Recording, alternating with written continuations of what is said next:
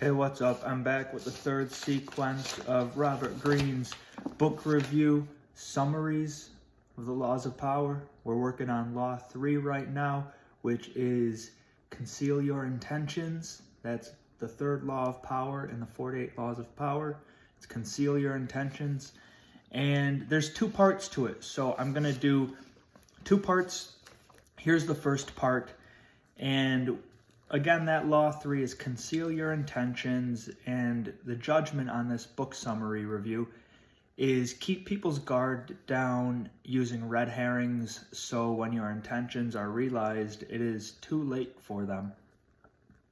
And part 1 goes into using decoyed objects of desire and red herrings to throw people off the scent. So it's really playing their focus into one area so you can do something in another area, which is very useful and a fairly common tactic you'll see people using in your life. And some tools to conceal intentions and use decoyed objects of desire would be false sincerity, sending ambiguous signals, so signals that change. When someone's mysterious, they're sending ambiguous signals, setting misleading objects of desire. Oh, look over there, when you're looking over there. When you're practicing deception, your honest goal has to stay hidden. And that's what this is. You're concealing your intentions. You're practicing deception. So transgression of the law. Here's going to be an example where this didn't work, where they tried concealing their intentions, but it didn't work. And this example is of a romantic pursuit.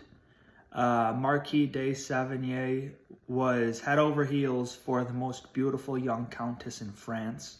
His experience in romance was pale to none. This is when Marquis de Sévigné decided to consult with the most infamous courtesan of 17th century France, Ninon de l'Enclos. Ninon de l'Enclos began serving close instructions to Marquis de Sévigné, and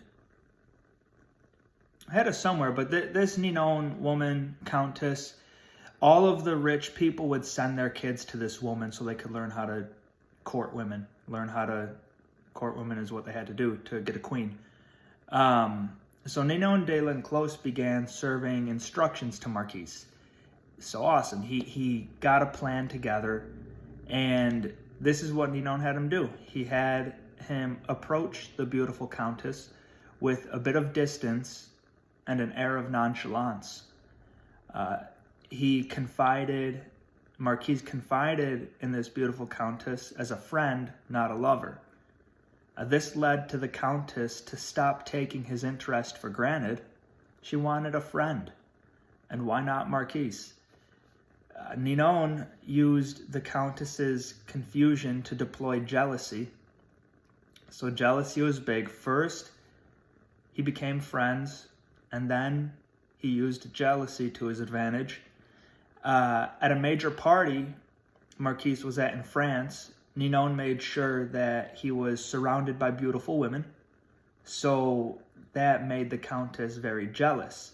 Marquis would appear highly desired by beautiful women, and that's instant value. So the beautiful countess sees Marquis de Sévigné with all these beautiful women, and all of a sudden he's put on a pedestal. She starts becoming jealous.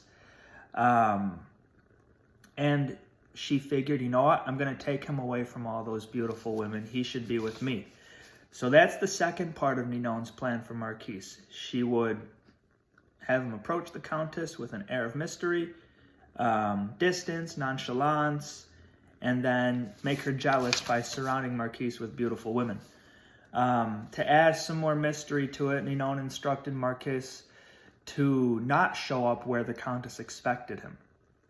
Then he would show up at salons frequented by the countess, making him unpredictable, and the emotional confusion led to seduction. And Ninon's network of spies, this is the fourth part, after not showing up where expected and showing up where he'd be unexpected to show up. The fourth part is Ninon's network of spies relayed the Countess's growing interest to Marquise de Sévigné and mentioned, oh, you know, she's talking about his jokes, keeping her eye on him whenever they're in the same area. So now this beautiful Countess, she's interested. She wants Marquise de Sévigné. And Ninon believed that Marquise was ready to claim his love. He wasn't. It was at a point when Marquise took the Countess's hand and proclaimed his love. This was not instructed by Ninon. He proclaimed his love, and that entire veil of seduction fell. She was confused, uncertain. She thought they were just friends. So, I mean, it sounds like he could have kept it going, and eventually she would have proclaimed her love. But she was confused, uncertain. She was polite, excused herself, and never spoke with the guy again. So, I mean, he played his cards, but he didn't listen. He let his instincts take over, and that's where he failed. So going back into an interpretation of the transgression by Robert Greene. So that was the story. Let's look a little deeper into it. The most important families in France sent their sons to work on matters of love with Ninon de l'Enclos. She recognized the stark difference between men and women.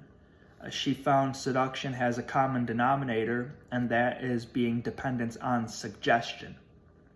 You cannot announce or reveal your intentions. You have to scramble signals by showing interest in someone else. These patterns confuse and excite your subject. Marquise de Sévigné, his mode of seduction was revealed after proclaiming his love, when he was made to wait. This left the beautiful Countess to see Marquise as ugly and conniving, while leaving her to feel embarrassed and used. So he looks ugly, he looks like a rat, he looks conniving, she feels used, she's embarrassed. It's overall a bad situation. That's when concealing the intentions failed. But we want to actually, that's a transgression of the law. We want to look into an observance of the law. It's a little more interesting. So concealing your intentions is what we're looking at. And this is part one. Using decoyed objects of desire and red herrings to throw people off the scent. So we're going to go back with Otto von Bismarck, a 35-year-old deputy of the Prussian parliament, a loyal and passionate supporter of Prussian might and power. He faced a turning point in his career. War was here for Prussia and Germany, with the aggressor being Austria. Prince William, Prussia's next in line of kingdom, was in favor of the war. As was Bismarck, he did dream of German unification and humiliating Austria in war. Bismarck, on one faithful observance of concealing your intentions, astonished a crowd with his speech, in which, at the height of the aforementioned war, he stated that the war was madness, and even praised Austria and defended Austria's actions. The result of Bismarck's speech led to other deputies to change their votes, leaving the king and his ministers to avert war. They went into a time of peace. This ballad of peace allowed Bismarck to rise as cabinet minister, then to Prussian premier. At the height of his power, he led his state into war and vanquished Austria. He concealed his intentions, and then established a German state with Prussia as head. Now, interpretations of the observance of Law 3, Conceal Your Intentions, Part 1, there's a Part 2. Part 1, Bismarck's audacious speech in 1850 succeeded with a series of calculations. First, he sensed Prussia's military was not up to par with the other European nations and was unready for war, which would have led to a loss against Austria. He didn't want to lose. Two, if Bismarck lost the war with his standing, there would be no more career for Bismarck. The king and conservative ministers wanted peace. Bismarck wanted power. 3, he concealed his true intentions with surprising everyone during his speech that dismissed the war and praised Austria. This led to the king's praise and promotion of the prime minister. 4th interpretation, as prime minister, Bismarck was allowed to strengthen the military to vanquish Austria. So he made these 4 calculations. He sensed the Prussian military wasn't strong enough. He didn't want to lose the war. He wanted to grow his military's strength during a time of peace. And that's what he did.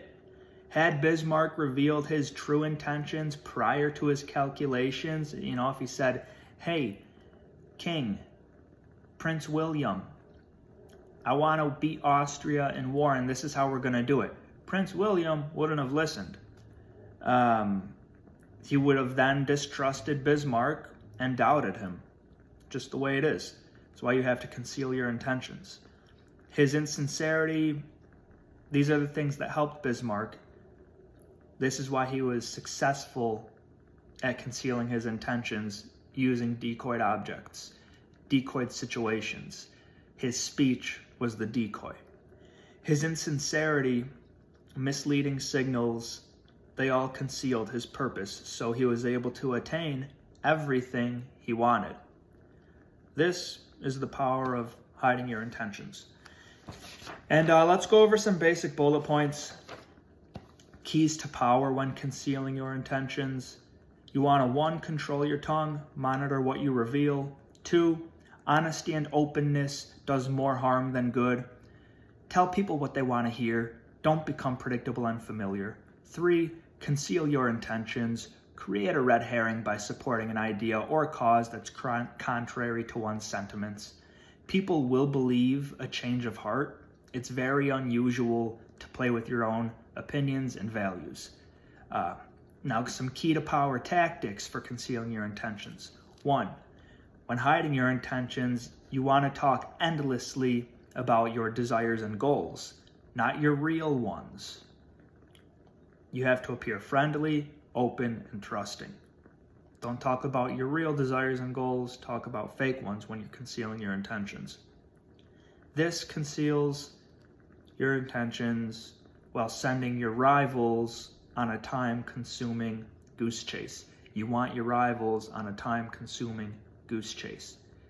Then we have second key to power tactic. It's false sincerity. So you got hiding your intentions by using a decoy. Then you have false sincerity, and that throws people off. Often mistaken for honesty. With false sincerity, the first instinct is to trust appearances. That's what people will do when they hear you. They want to trust appearances, and that leads to people rarely doubting or seeing through your act. There's another section of false sincerity, seeming to believe what you say gives your words great weight. People want to trust your appearance. They want to see that you believe what you're saying. And thirdly, with false sincerity, don't go too far or you are going to raise suspicion. And that's it. Those are the first 2 parts of concealing your intentions. We'll do a quick reversal. To make false sincerity an effective weapon, you have to show honesty and straightforwardness as important social values. So people have to know that you're an honest and straightforward person. So they think. In public, you're going to want to reveal, to make this work, in public, you're going to want to reveal some apparent, meaningless secret. And take people into your confidence. Oh, I stubbed my toe the other day and had to go get surgery on my foot. I don't know. You could create your own meaningless secret that will take people into your confidence. This will allow you to cultivate an air of honesty in one area so that you can disguise dishonesty in another area. That's using honesty as a decoy. That's the first part of the 3rd law of power in Robert Greene's 48 Laws of Power. Part 2 is coming up. Have a nice day.